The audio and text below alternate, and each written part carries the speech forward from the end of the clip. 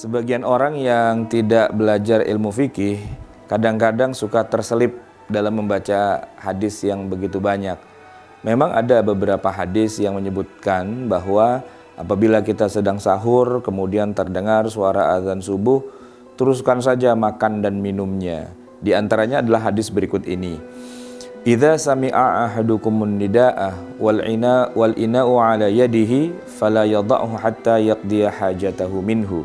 Jika salah seorang di antara kamu mendengar suara azan sedangkan di tangannya masih ada tempat makan, tempat minum, artinya dia masih makan dan minum, fala yada'hu, janganlah diletakkannya, maksudnya teruskan saja makannya dan minumnya sehingga dia selesai, yaqdi hajatahu. Atau ada hadis yang lain yang serupa, uqimatis salatu wal ina'u fi yadi Umar, telah dikumandangkan suara azan subuh padahal di tangan Umar ini masih ada makanan.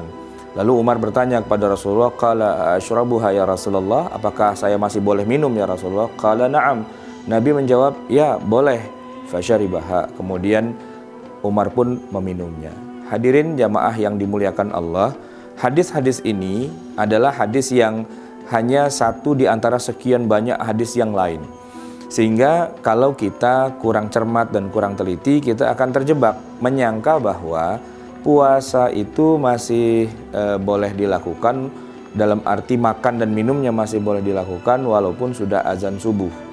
Nah, sesungguhnya dalam hal ini para ulama sudah sepakat bahwa mulainya puasa itu adalah dengan masuknya waktu subuh atau dalam istilah lain masuknya waktu fajar. Sehingga kalau memang sudah dikumandangkan azan yang menunjukkan sudah waktu subuh atau fajar, maka sebenarnya sudah tidak boleh lagi makan dan minum. Dan itu juga ada hadis yang sahih diriwayatkan oleh Imam Bukhari rahimahullah. Anna Bilalan kana yu'adzinu bilailin. Bilal pada suatu malam beliau mengumandangkan azan. Faqala Rasulullah sallallahu alaihi wasallam, lalu Rasulullah bersabda, kulu washrabu, makan dan minum. Nah, azannya Bilal ini di waktu malam dan Rasulullah memang masih membolehkan kita makan dan minum. Tapi ada terusan dari hadis ini, hatta yu'adzina ibnu ummi maktum, sampai kemudian nanti kalian mendengar Abdullah bin Ummi Maktum mengumandangkan azan, fa innahu la yu'adzinu hatta yatla'al fajr. Karena Abdullah bin Ummi Maktum ini tidak azan kecuali kalau sudah terbit fajar. Nah, dari sini kita bisa tarik kesimpulan bahwa di masa Rasulullah itu azan ada dua, yaitu azan yang pertama waktunya belum masuk subuh dan itu dikumandangkan oleh Bilal, dan kemudian ada azan yang kedua dan itu adalah azan subuh yang dikumandangkan oleh Abdullah bin Ummi Maktum. Ketika yang azan itu Bilal dan belum masuk waktu subuh, memang Nabi mengatakan kulu washrabu. Tetapi ketika yang azan adalah Abdullah bin Ummi Maktum dan itu menandakan sudah masuk waktu subuh, maka sudah tidak boleh lagi makan dan minum.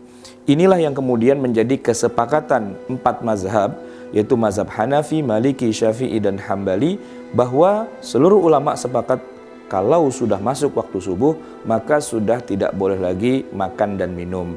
Adapun hadis-hadis tadi yang menyebutkan Nabi memerintahkan, ayo silahkan makan, silahkan minum, dan seterusnya, oleh para ulama dikatakan bahwa yang dimaksud azan di situ adalah azan yang pertama, azan yang dikumandangkan oleh Bilal dan memang pada saat itu belum lagi masuk waktu subuh.